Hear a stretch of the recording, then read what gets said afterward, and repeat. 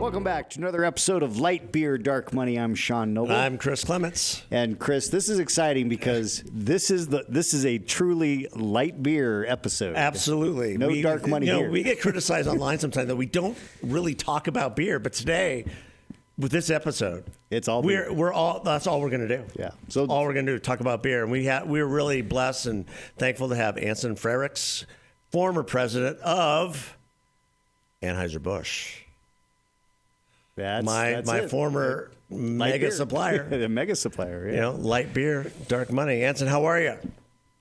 I'm great, guys. Thank you so much for having me today. Really looking forward to being on the show. No, thank you. And you have a new book out called Last Call for Bud Light, The Fall and Future of America's Favorite Beer. And we witnessed the last call of Bud Light from this show.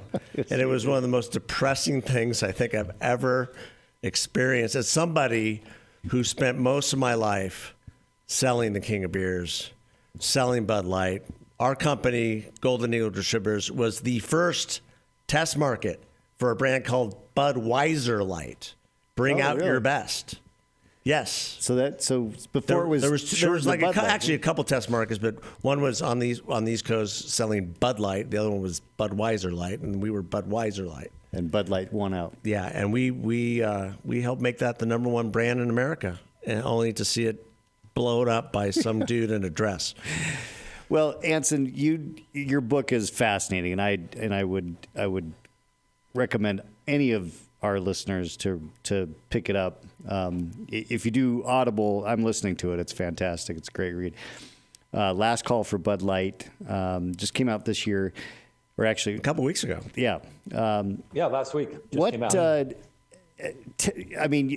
How are you able to write this book? Or how did they even let you write this book? It's tremendous and depressing all at the same time. Well, I was at Anheuser-Busch for 11 years, and I have a lot of the knowledge about what happened. And I think, candidly, most of the information's in this book. It's all actually public knowledge. Yeah, it's just, I think, putting it together and I think having people understand what went wrong when InBev, this European, Belgian-based company, bought Anheuser-Busch in 2008. And, Anheuser-Busch was this great American company, amazing at building brands. The Busch family had an incredible legacy of building brands. Now, they weren't great on the expense side, and that's where InBev came in and unfortunately bought them. But then I saw really over the last 15 years, the two cultures clashed. The InBev culture, which was all about cost management, zero-based budgeting, were never really good at building brands. They were great at making things more efficient, but they made a lot of mistakes along the way. And some of those mistakes, they're very public mistakes, but I think to the extent and the gravity of these mistakes, I think weren't realized until the Dylan Mulvaney campaign. But some of those mistakes were moving the company from St. Louis, Missouri, where the sales and marketing team is headquartered, to New York City. It was changing up a lot of the executives, bringing in a lot of Belgian and Brazilian executives that really never understood the U.S. market. I think even Chris, you know this, there was a lot of pressure on the kind of family-owned distributors here in the U.S., and there was a lot of problems with Anheuser-Busch trying to go direct, trying to buy a lot of those. So it's really just bringing that whole story about, it wasn't just the Dylan Mulvaney campaign that kind of sank this brand, but there was almost 15 years of problems that culminated in the Dylan Mulvaney campaign. And then there was other issues with the company's inability to respond to that campaign as well, that now all of a sudden has Bud Light, not the number one brand in the U.S., but now the number 3 beer brand in the United States. It's unbelievable. After this Dylan Mulvaney debacle. That's just so depressing. Well, and you could see it coming even when they bought the company. That the core values of the company, it's people, making friends is our business. Those type of things that Gussie Busch and August preached all the time. It was a marketing company. They were marketing genius. We had Tony Ponturo on a year ago, talk about his book, and we got right into it. It was right after the whole Dylan Mulvaney thing happened, and one thing that he says, the Brazilian Belgians came in like they were experts in everything, but they really didn't know what they were doing. Is that an accurate assessment? They didn't at all. And I think that the kind of the lead Brazilian guy who's been leading this is Jorge Paulo Lehmann. Sure. And he's been quoted multiple times saying that when we always look to the U.S. for direction on what to do when we were first kind of consolidating the South American beer market, then when we were consolidating the European beer market, and then all of a sudden we bought the U.S., and all of a sudden we were now the leaders and the owners, but we didn't have direction on what to do. And particularly when it comes to brand building, there was this famous quote in 2017, 2018, where Georgie Paulo Lehman, after he had basically bought all the big beer companies in the world, after Anheuser-Busch, they bought Grupo Modelo, bought SAB Miller, he said, "I'm a scared dinosaur." I mean, these were like literally his words when he was asked about consumer taste and consumer change. He had no idea, because he has this other quote in this interview that says, "We just bought these brands and thought they would last forever," but they had no idea how to connect with consumers, how to build brands. That was not necessarily in their muscle memory. And I think you saw sort of that really fall apart over the last couple of years with the Dylan Mulvaney partnership. Well, and also what they didn't understand, and it was painfully obvious from the first meeting back in, 2008, 2009, whenever it was, they had to deal with these pesky wholesalers, these pesky family businesses that have been around for generations, and these, both some second generation, third generation, fourth, fifth. And these people have their own ideas, their own ways of doing business. They didn't like that. No, I mean, they didn't at all. And if you look at outside the United States, you know this, but Anheuser-Busch InBev, they own their distributors and their route to market in Europe and in China and in Brazil. And when they came to the U.S., they really wanted to own all of their distributors and market and with their route to market in the U.S. I think at the time, they could have theoretically owned about 50% of their wholesalers. There was a real aggressive push to own a lot of these wholesalers. It backfired spectacularly when, most of the wholesalers shut down that ability in their states. And then when the company bought SAB Miller, there was a Department of Justice essentially said they could only own 10% because of how kind of aggressive they were becoming. So it was a big problem, and they just didn't understand. Well, they certainly put the squeeze on their wholesalers and financially almost immediately. We went from 12 to 15 days of inventory aggregate to like 30 to 40 days on any given day. And that put a financial squeeze on the wholesalers to force that type of consolidation. Interesting. Especially for wholesalers that were smaller. Yeah. It was horrible. And you understand this, Chris, but one of the things I think that Anheuser-Busch did very well before the acquisition was, you said it right, making friends our business, but they also let their wholesalers really own their marketplace, do local marketing. And you remember probably when Bud Light came out, they actually had, I think, almost 1,000 different campaigns for every single market. So Arizona had a different market than New York, than California. They sponsored all types of different local sports or different teams, different markets. And it was very much this sort of decentralized marketing approach. But one of the things I talk about in my book, again, it's very public. It was in Anheuser-Busch documents. When InBev came in, they had more of this, they called it a steering from the center mentality, where they wanted to control everything from St. Louis in terms of the displays, the marketing, how you were going to spend your money. This to me didn't make a ton of sense. I mean, I remember when I came to the U.S., my first job was I was headquartered in Belgium doing some finance work, but it made no sense to me that we were doing all this steering from the center in St. Louis when we needed to be pushing out the responsibility to the wholesalers to do what makes sense for their local marketplace. Well, the book is, I mean, for me, it's a fascinating read because not only do you set up, what went wrong, but you go into the history, going all the way back to the beginning, which is, something I'd never read about. So that was a really interesting story that leads up to this. I think you did a great job of kind of putting this together. But give us a little sense. This is in your intro in the book, and I don't want to spoil too much, but it's such a fascinating story. Tell us a little bit about what you write in the intro as kind of you're beginning to realize things are not going well. These guys just don't get it. Yeah, for myself, I think I was always conflicted with the move that the company made from St. Louis, Missouri, which I think was the center of the gravity of the country. And there's this famous saying, especially if you're in marketing, that if it plays in Peoria, which is Peoria, Illinois, it probably plays across the country. And St. Louis is pretty close to Peoria, Illinois. Mm-hmm. So you have a city that is very actually diverse. You have a downtown urban area, you have rural areas, you have farms within 50 miles, you have all types of stores. People got in St. Louis, but when the company moved to New York, really sort of the center of gravity shifted in terms of the company's mindset about who their customer was. It wasn't more this middle America where they enjoyed 50% market share. Then all of a sudden the company is looking at really the United States through Fifth Avenue. And one of the big eye-opening moments for me is when I was president of Anheuser-Busch Sales and Distribution Company, I tried to do a partnership in 2021 and early 2022 with Black Rifle Coffee Company. And you guys probably know, Black Rifle Coffee Company, very fast-growing coffee brand. is very different than Starbucks, which serves more of this coastal latte-loving elite. But Black Rifle Coffee, their whole mission is to serve coffee and culture to firefighters, law enforcement, police officers, and what they say, people who love America. Yes, And very non-woke. Well, yeah, I mean, to a large degree, but also like very clear about who their customer is. Sure. And they just serve a different customer. And I said, man, this customer actually looks very similar to the Budweiser customer. You think about Budweiser, the Budweiser serves folds of honor. They're very tied into the military. And I said, great, the same person that's drinking a 6-pack of Budweiser at night is probably waking up, taking a espresso shot of Black Rifle Coffee Company. And they were looking for distribution partners. And I said, we should do a deal with Black Rifle and put it on the same trucks that we deliver Bud and Bud Light on. It would be very margin accretive to us. And our group in New York City, which is our external affairs team and our legal team, essentially shut this down. They said this was going to be too controversial of a partnership, even though Walmart, Kroger, 7-Eleven were already basically holding this product and they were ready to hold it. And yet it was going to be too controversial for us as Anheuser-Busch to do. But it was the same group that killed this Black Rifle coffee deal that 1 year later greenlit the Dylan Mulvaney campaign, as that was allegedly not going to be controversial and that was not going to be particularly problematic. So, I mean, it just shows how really corporate America got captured over the last 10 years, especially by this adoption of ESG, DEI, and especially I think you were more susceptible to it if you were headquartered in a place like New York City, Seattle, San Francisco. I don't think this would have ever happened under the Bush family, or really if the company was still headquartered in St. Louis, Missouri. Yeah, that's a great point. Yeah, the move from St. Louis, moving all the presidents and all the administration, first of all, had a huge impact on the brand within St. Louis, and then number two, it sent the wrong message to the marketplace and the wrong message to the wholesalers. I would argue as well.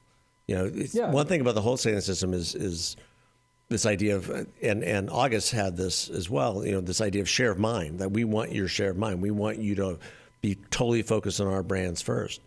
And once it became apparent that, the new owners had other ideas, you had a jailbreak within the system. I don't think there's any exclusive wholesalers anymore. There used to be up until 2008, 2009. And then now everybody sells everything. And so something like a Black Rifle Coffee would have fit so well into what everybody was doing anyway, would have added so much more value to what wholesalers were doing anyway with, ready to drink alcohol and other things. Yeah, I mean, you're 100% right. And it was a brand that I think that if you even think about Anheuser-Busch in the United States, I think there was a huge opportunity to build a total beverage brand over the last 15 years. And you think about all the misses that Anheuser-Busch had, where they had an opportunity to buy Monster energy drink, 15 years ago, and they missed that opportunity. They had opportunities to do partnerships with, Ghost. They just lost that opportunity as that was sold to Keurig Dr. Pepper. And this Black Rifle Coffee, this could have been a great, kind of match made in heaven. And I think this is another big, problem that you see when you have this external foreign corporation that comes in, buys great kind of U.S. brands, U.S. companies. I mean, this, Chris, they almost used it as a cash cow. And they used a lot of the profits in the U.S. to invest into China and to invest into Africa and invest into all these other sort of growth markets, but really to the detriment of really this U.S. business. And I think you would have made very different choices, not only for Anheuser-Busch, which would have benefited Anheuser-Busch, but would have benefited the wholesaler system as well if they became more of a total beverage brand in the U.S. They'd bought Monster, they'd bought Black Rifle Coffee Company, they had figured out how to buy Ghost. I mean, think about how, one, not only more profitable Anheuser-Busch would be, but also the wholesaler system would be if they had all these brands under their system, but they've lost them over the last 15 years. Yeah, they went from, when they did the acquisition, Anheuser-Busch was a 50 share player within the marketplace. Now they're barely 30. So they've taken all that brand equity and just wiped it out. Think of it. They were doing over 100 million barrels of beer a year in the United States, whereas this year they'll do somewhere in the 60 million barrel range. It's That's crazy if you think about the number of the fewer volume they're selling. They went from having over 21,000 employees at the company, and now they have thousands less than that. And so there's been just tons of mistakes been made. And I actually think, if I was actually Anheuser-Busch InBev, if I was the 3G, the Belgian guys, I actually think the best way to at least unlock value in the U.S., I actually think it's time to sell the business back to someone here in the U.S. And you even think about, talk about shareholder value destruction. They bought SAB Miller in 2016, 2017 for $120 billion. And the total company today is worth $100 billion. I mean, there's been $140 billion essentially worth of value destruction over the last 7 years with SAB Miller that they bought, being unable to grow brands, and especially in the U.S. where they have gone from a $6 billion of EBITDA before the Dylan Mulvaney partnership to $4 billion today. I mean, just that was $2 billion of profits a year they've lost. And I think they can actually, I don't know, maybe you sell the business back to Warren Buffett, or you sell it back to, I don't know, a group of private equity firms here in the U.S.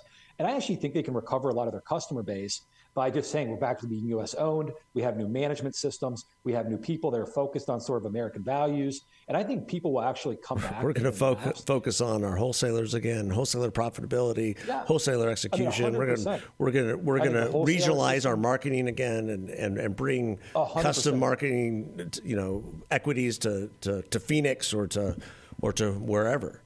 It's no, you got it. And then build also more brands on top of this, because now we just have the U.S. to grow in. And we know that the beer industry has been under pressure and people are drinking less. But, man, maybe now we need to go and buy the Monsters or buy the Black Rifle coffee companies or buy other energy brands and actually do that. But if you're American-owned, American-based, you don't have the ability to rely on China for growth or Mexico. You have to focus on the U.S. I think they could actually unlock a ton of value by selling a majority of the stake in the U.S. back to U.S. investors. I think that's what they should do moving forward. Well, I mean, maybe the market will dictate that for them. Yeah. And certainly it's not going up for them. Bud Light was down another 29%. Well, so, I mean, one of the things that you could say is that now's the time to get in and try to catch some growth, right? I mean, they actually had a good Super Bowl, which was surprising. They're trying to reset, and it actually seemed to be well received. Budweiser, the Clydesdale ad, won the ad meter. Did they? They haven't won the ad meter that's the first time. some time, and that used to be the gauge. Bob Lackey wanted to win the ad meter. That was the gauge for years. Yeah, Chris, and they hadn't won it in over a decade. Yeah. And what was kind of crazy, like your point, like that was the only thing that mattered. If you won the Super Bowl in the United States, that means you kind of got where the country was and you understood what people wanted to see. And then all of a sudden we got really off track. The company was trying to win these Cannes Lion Awards over in Europe, so Cannes in France. And to win these Cannes Lion Awards, you have to abide by sort of a diversity, equity, inclusion policy. And all of your ads, they had to have a certain number of people that looked this way or were this gender or identified as this. And frankly, like that got the company completely off track. I mean, I don't know if that might work in Europe, but that obviously isn't going to work in the United States.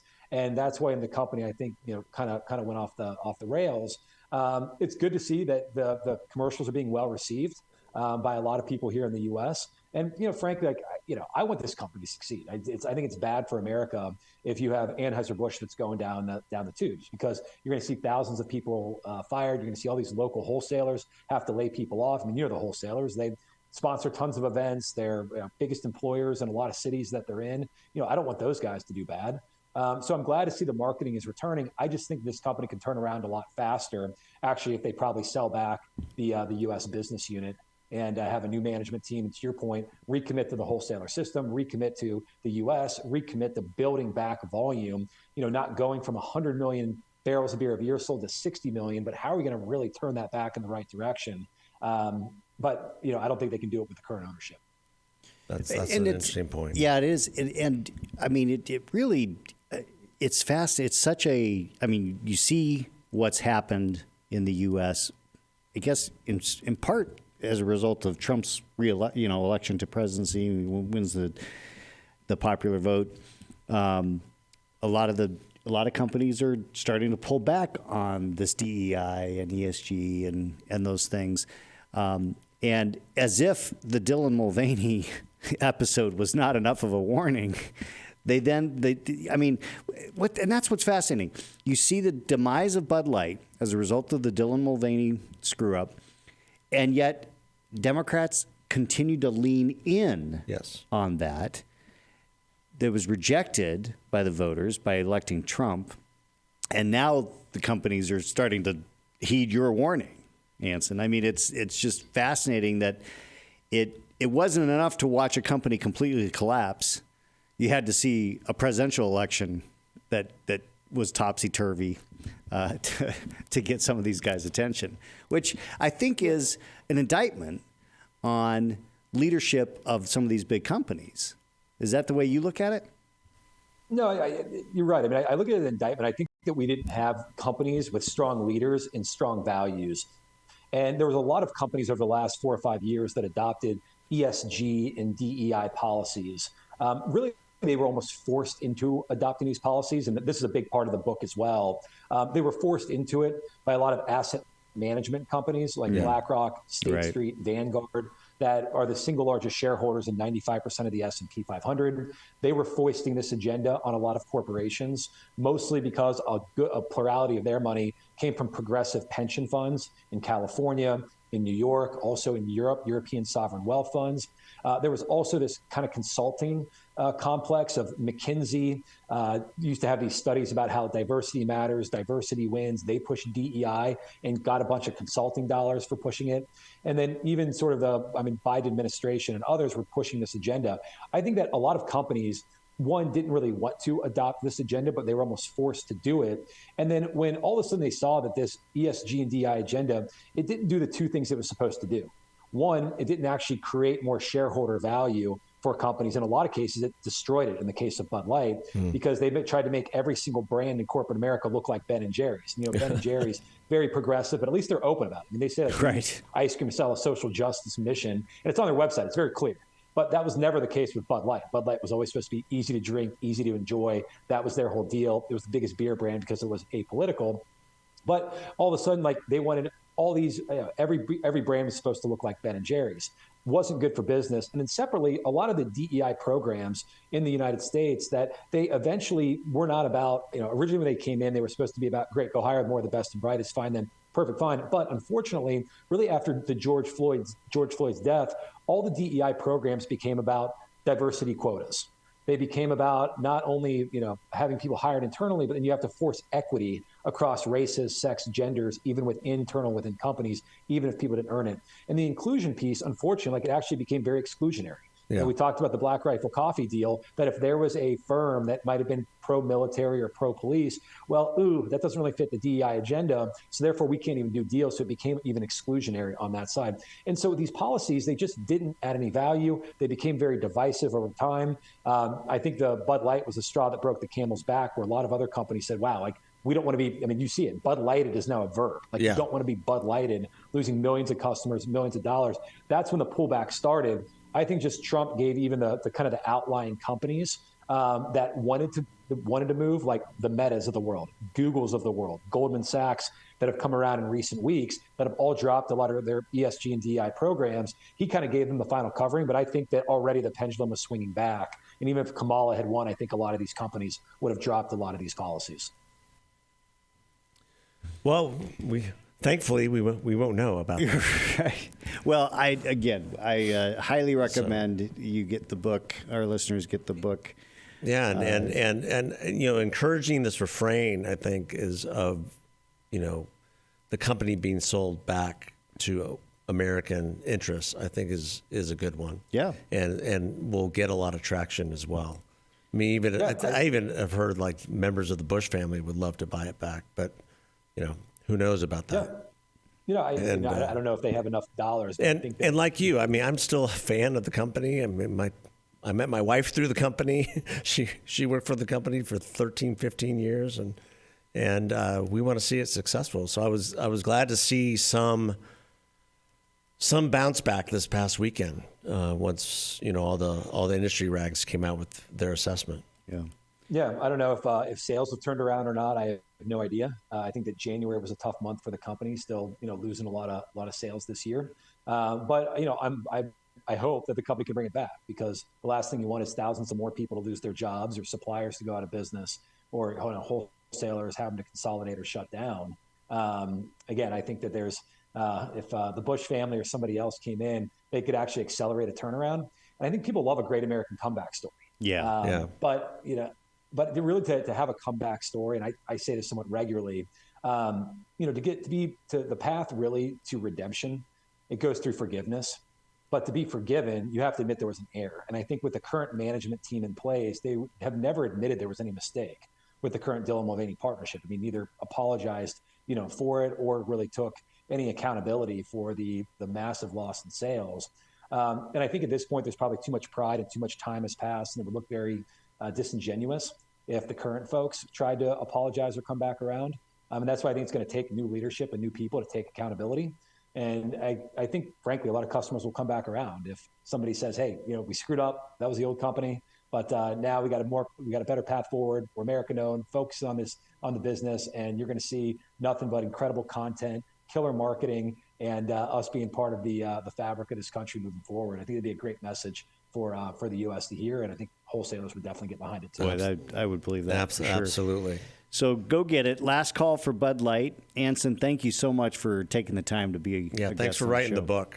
Yeah, really. From a former wholesaler and a lover of all the brands, it's needed and cathartic and a great read. Great. Well, thank you so much. Looking forward to discussing more with you guys, and spread the word to the rest of the wholesaler system. We'd love to hear their feedback on it as well. So absolutely, I appreciate it, Chris. All right. God bless. Thank you so much. All right. Thanks, everybody. Take care. Bye-bye. Take care.